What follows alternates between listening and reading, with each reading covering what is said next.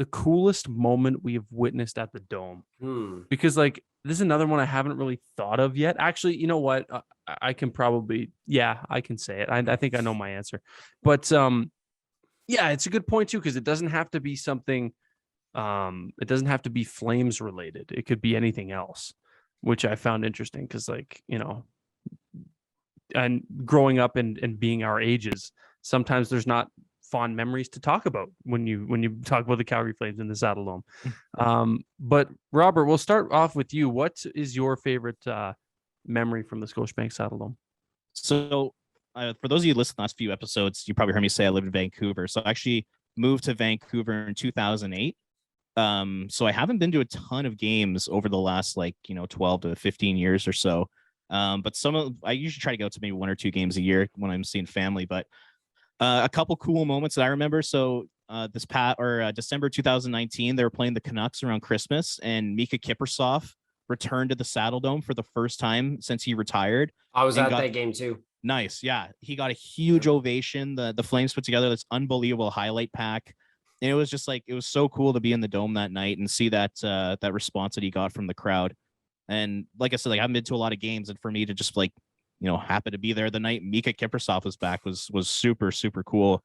From a non-Flames perspective, taking away my Flames fandom, people are gonna hate to hear this, but honestly, watching Connor McDavid in the last playoff against the Flames was ridiculous. So I was at game 2, and it was one of the best performances I've ever seen live from a hockey player. He was just on another planet. So to see him dominate like that live was pretty cool. Like I said, taking away Flames fandom, I hated it at the time, but looking back on it, it was pretty neat. And then one last one I'll say was also in the playoffs. I was at game 2 in 2019 against the Avalanche, and same kind of deal. Nathan McKinnon put on one of the great performances you'll ever see. He was just an absolute animal that game, and scored that overtime winner when he sniped one over Mike Smith's shoulders. So there are a couple of good performances there. Who else but Mike Smith letting it in and Nathan McKinnon to seal the deal, right? They write stories about that shit. So yeah, those are some of mine. What about you, Auddie? You got any that come to mind off the top? Yeah, I got a couple. The first one from a Flames fan perspective, at the time was pretty cool. It was actually last season. Hannah and I got last minute tickets to go see. I'm 90% certain it was against Seattle. And it was near the end of the year, and Jane and Guy Gaudreau were in the building, and all of the Gaudreaus were there, Meredith and the family and whatnot. And John recorded his 100th point, and that was a big deal because he broke the 100 point for the first time in his career.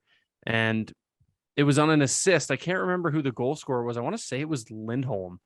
I think it was a Lindholm goal, and John set it up. But you know how they always play all the Flames players have their own goal song and stuff. Well, they played Johnny Be Good, even though it was Lindholm's goal, and the whole Saddle Dome erupted. Hannah's got a video. I'll actually post it on Twitter as a reply to when Princey puts this one out of me.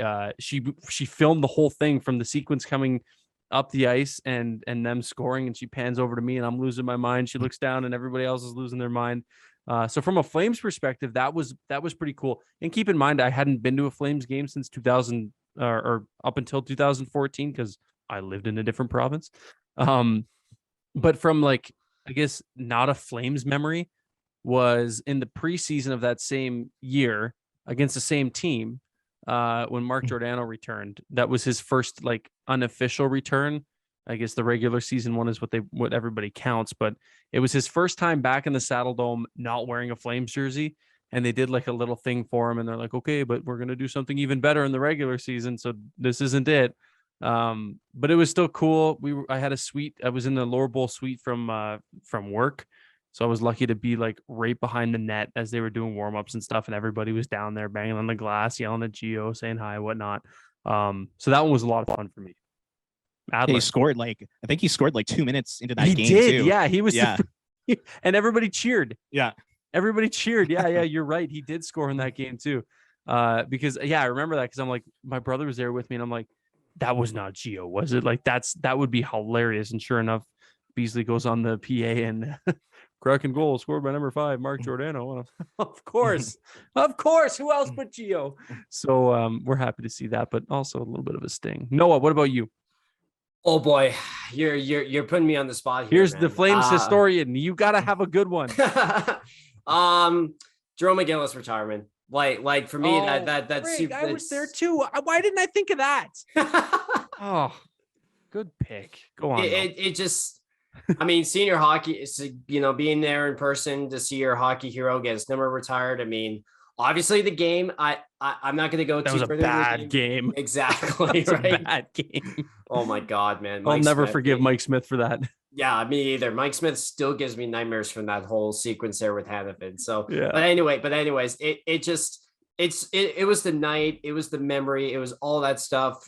Senior hockey hero gets number retired in person. Like it was such a damn cool experience, and that's one I'll never forget for sure. I feel like for people, and maybe correct me if I'm wrong, but for me, it's like a bucket list thing as a sports fan to go to a jersey retirement, and then it's even more special when it's a Hall of Famer like Iginla, and not to mention for you and even a guy like me, one of our childhood heroes, like that guy, like Jerome Iginla, was like my guy growing up, like that, and a lot of Flames fans too. And you grow up watching this guy, and you get to honor him, and that was a hell of a lot of fun to watch. Watch that, and I'm pissed I didn't pick that, but good pick, good pick.